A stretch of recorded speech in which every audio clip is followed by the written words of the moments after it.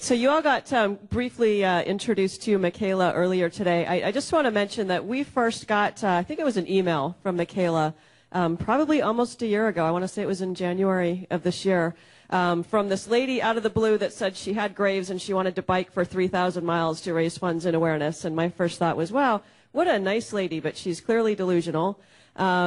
But as several of us on staff talked to her, we realized she was actually serious about going through this. And as it turned out, she did have the heart and the spirit and the courage and the stamina to actually make it through to the end of the race, crossing the Golden Gate Bridge in San Francisco. So with that, I'll turn it over to Michaela to talk a little bit about her journey. Thank you. You know, I get that reaction a lot. I think my mom was the first person to say, "Okay, honey, that's nice. Why don't you sleep on it?" And I said, I will sleep on it. And then the next morning I called the Graves' Disease Foundation. So I'm here to talk to you about my 3-some-odd thousand mile bike ride.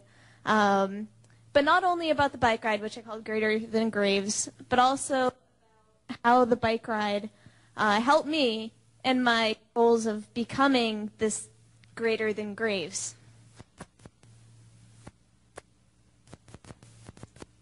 So, you in on a little background information on my childhood and how I got to be where I am today.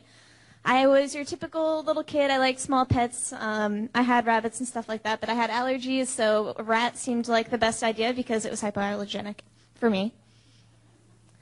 I loved sports. I guess things don't change much. I do a lot of hiking and climbing and obviously biking now.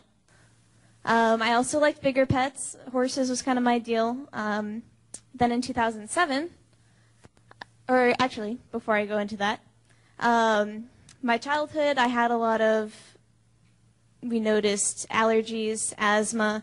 Even to this day, I don't know what it's like to not put in an inhaler and an EpiPen and a spare set of keys in my hiking backpack. When I talked to my friends where we were going that day, it's like, oh yeah, and in the small pouch in my backpack, there's an inhaler and an EpiPen, so if I should need that for any reason, you know where it is. And they look at me funny and say, why would we need that? Like, don't worry about it, just in case. So something like Graves' disease being a diagnosis for me was not out of the blue. Then, in 2007, I went off to study aerospace engineering at the University of Colorado. The skiing's terrible out there, so I wouldn't recommend going there if you want to ski or anything. I got a minor in electrical engineering. I did some engineering management things. So with all of my studies, Graves' disease was not an ideal diagnosis. Changes started to occur about my sophomore year. A hiking trip I went on early in the year, I had some gastrointestinal issues, which went unresolved ultimately. I barely made it down the mountain. I thought my friends were going to have a heart attack. And then I went on a business trip to Ireland, and a word to the wise, if you're sick and you're going to a country where there's socialized medicine, be careful. Don't go on the plane. Stay home. Go to a real doctor. I spent 30 hours in a hallway. There was a little kid next to me with a broken arm. He sat there for almost as long until he was taken in and got an x-ray. Now, this picture was taken in a hallway, obviously. And you don't see it in the picture, but there are beds lined up and down the hallway of people on IVs. And, you don't see a real doctor. You see a businessman who comes up to you and gives you the logistics of your illness. So I never got any real test results of what the issue was, but it was treated as colitis. So that was kind of my first something's not right. From that point on, I started having other ailments like running a temperature of 99 degrees all the time, which I attributed to this mystery colitis illness. Also, I was training for a marathon, and my pulse was about 210 beats per minute. At a light jog with some chest pain on occasion, and I attributed that to I'm drinking too much tea or I'm out of shape, so I need to train harder. And then I started having joint issues, naturally. I dropped down to 85 pounds. My parents said, you need to stop training. I went to my doctor, and he said, I want you to eat at least 2 proteins more per day than what you're doing now. And a protein is something with eyeballs, which is how he described it. And then there was depression and anxiety. My teachers were calling me out in classes saying, sometimes it looks like you just don't care. And they would call me out in the open, in front of everybody, and then that made my desire to go to class that much less. So I stopped showing up for some of the classes because it was just too hard for me to deal with. So on and on we go. Into 2010, 2011, I was finally diagnosed in about September. The reason why I was diagnosed was someone had noticed that my eyes were bulging. So I had already lost all this weight, all these anxiety, depression issues, and it wasn't until the eyeballs happened that someone finally picked up on the Graves' disease. Then, with the addition of methimazole, weight gain, changing the methimazole doses and adding levothyroxine and beta blockers and trying to make it through school. So this was, it was a rough transition. And here we have just a little comparison of, to the left is me in high school. In the middle is me close to my minimum weight. And then the one on the right was taken in May at my graduation. So you can see the process. So I knew that I needed to do something. I couldn't go on looking in the mirror every day saying, wow, I don't like the way I look, or going to classes and being completely frustrated. I was withdrawn from my friends, and I felt terrible about being a bad friend, and I felt terrible being out with my friends. So once I was all diagnosed and I began to slowly understand what Graves' disease was, it seems to have quite a learning curve, I sent notes to my friends, and I said, listen, I was diagnosed with this disease, and I'm sorry I've been a terrible friend. And that was one of my first steps in becoming greater than Graves. After that, I sent notes to my professors, and they came right back at me, and they said, we knew something wasn't right, but we didn't know how to approach you. So that was another really great thing that helped me personally in my quest to becoming greater than Graves. Finally, the bike ride was obviously huge, and that helped me get through my my curriculum. There were times where I didn't feel like I belonged in where I was in college. I felt like I didn't fit in with my peers because I wasn't interested in what we were learning. I needed something that I could sit down at the end of the day and just apply myself to and enjoy. And planning this bike ride and meeting all of you in the Graves' disease community was a big deal in helping me say there's something, once I graduate college, once I get through this tough time, I can go on this bike ride and it'll be great, and there's all these people that are supporting me. So the bike ride organization was one of my other steps in becoming greater than Graves. The logistics were huge, but like I said, I really enjoyed organizing it. And the Graves' Disease Foundation was awesome in supporting me. My dad ended up making a website, which was awesome. My brother made the logo, so it was kind of a team effort. I had 2 friends on board that were 100% committed, and they were all excited by the plans we were making. We'd shared Excel documents with budgets and schedules, and I don't think they were too into the logistics, but I enjoyed sharing it with them to see, how things are going. And this was the team. My mom's not in the picture. She was definitely part of the team. My dad was definitely part of the team. My brother was part of the team. Some of you here in the audience are part of the team. But on the left is Chris, myself in the middle, and then on the right-hand side is Ben. Ben actually ended up having to leave about 1,000 miles in for some steady stuff in Israel. So he's a slacker for only doing 1,000 miles. Our support vehicle, my mom drove. Support vehicle was my car with a cargo rack and an amazingly large amount of stuff inside. You would be so surprised how much stuff fits in a 2005 Jeep Booty. It had food, clothes, everything we needed to go through the Yukon and Alaska and down into the United States. Here's a quick video that will show us. There's some audio you can't hear, but that's Chris. I think his bike was broken at this time. And directly after this video, he probably said, how far are we now?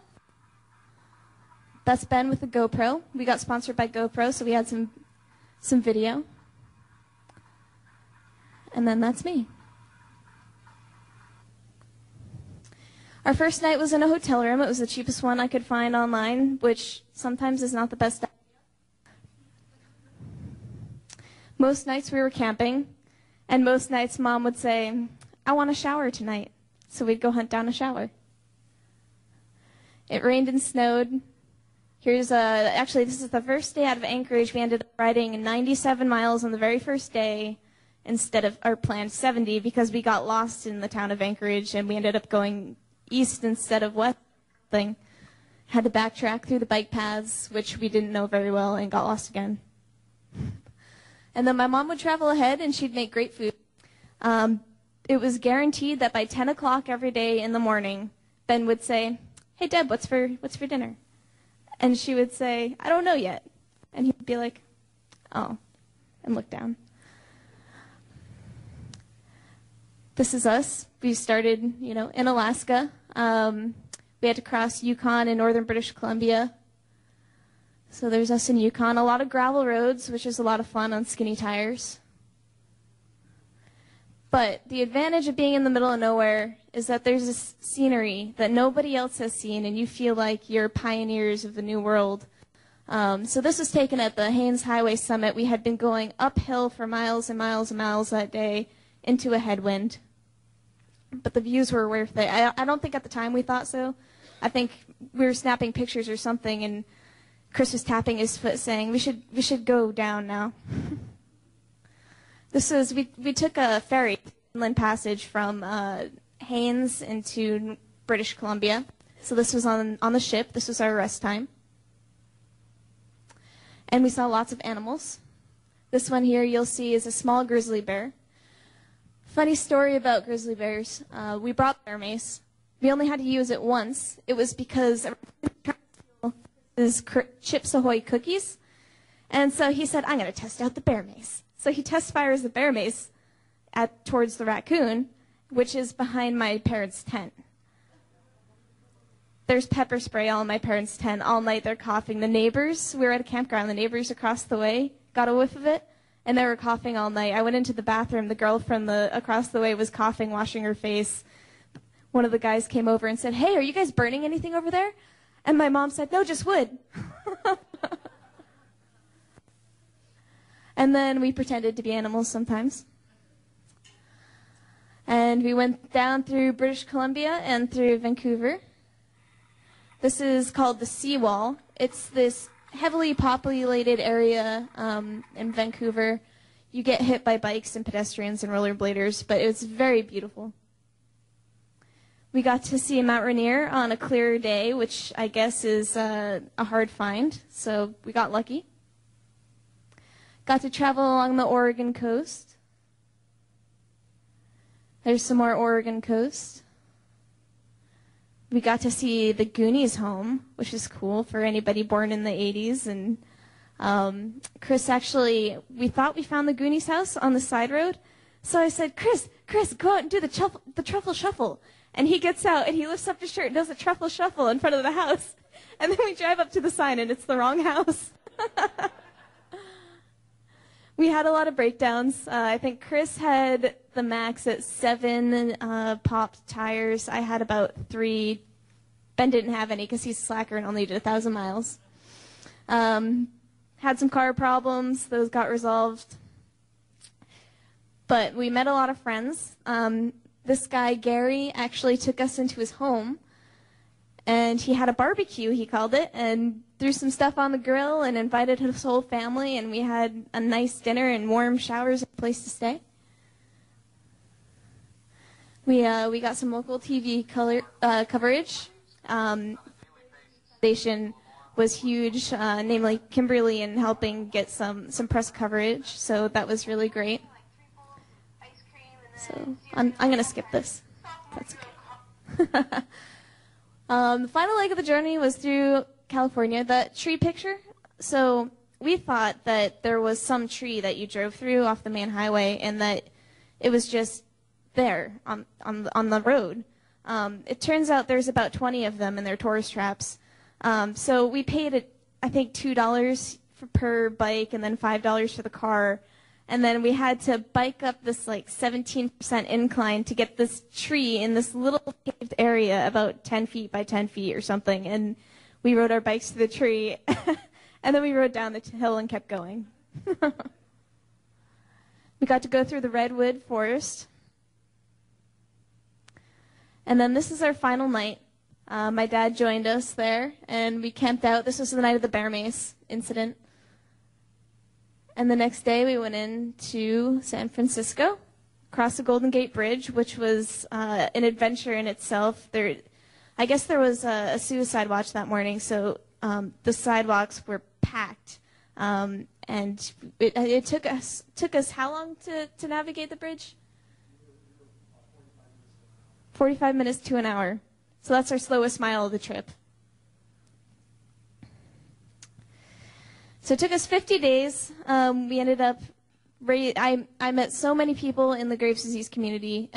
Every time, there were days when I would be on top of this hill, and the guys would be miles ahead of me, and I would have my watery eye moment, and then I just think, there's all these people that have been sending me emails and telling me how awesome this is. I should probably not sit here and cry and just keep going. So thank you, everyone who sent notes, and it really made a huge difference.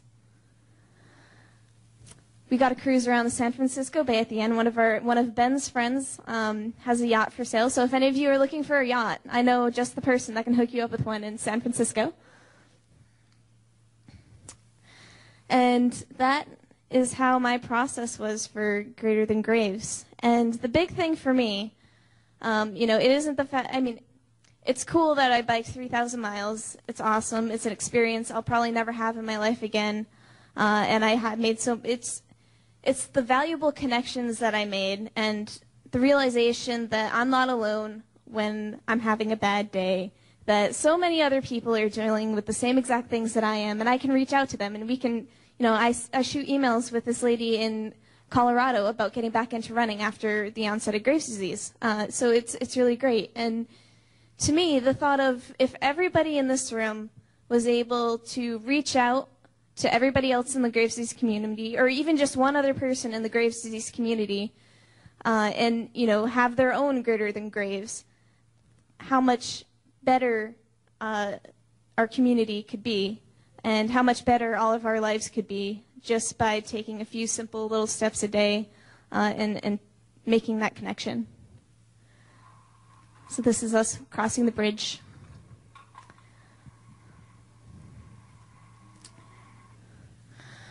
So now, you saw my dad setting up the computer here today, and he's been kind of standing secretary for the Greater Than Graves event because I've been running around like a chicken with my head cut off.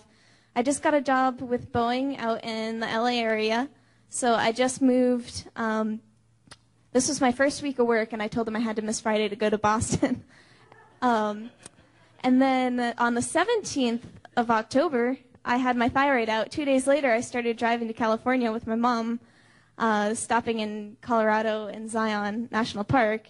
I was sleeping on like a roll-out camping sleeping bag on my floor for 4 days, and then my stuff showed up a couple days ago, and I set it all up, and then I came out here. So it's great to be here, and I'm so excited to be here and to speak to you, and thank you for having me. And if there are any questions, I'd love to answer them.